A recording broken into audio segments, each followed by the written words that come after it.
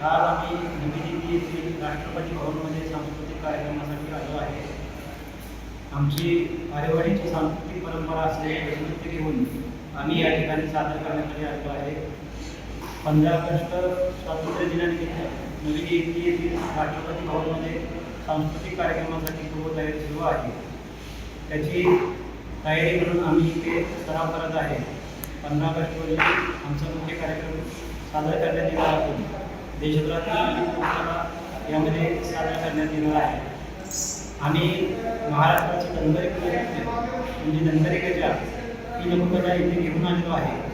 या लोककलेचं वैशिष्ट्य म्हणजे ही लोककला पिढीजात परंपरेनुसार चालत आलेली असून महाराष्ट्राच्या वैभवशाली लोकपरंपरेतील ही एक लोककला आहे. ही लोककला धनगर समाजाचे दैवत असलेल्या विरोबाची प्रार्थना व आराधना करताना सादर केली जाते.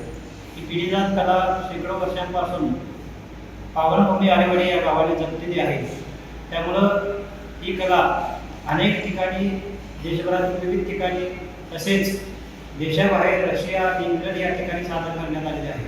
त्यामुळं या लोककलेचा एक सांस्कृतिक वारसा मोठा लाभलेला असून आज आम्ही भारत देशातील महत्त्वपूर्ण असलेल्या स्वातंत्र्य दिनानिमित्त या ठिकाणी सहभागी होत आहोत.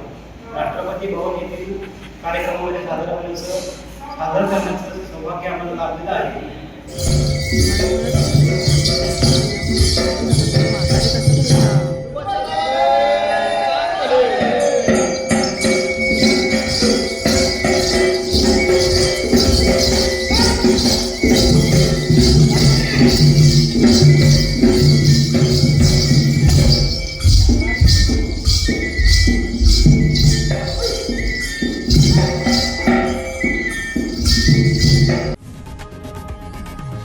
लोकशाही मराठी ऐका, पहा, जागरूक रहा.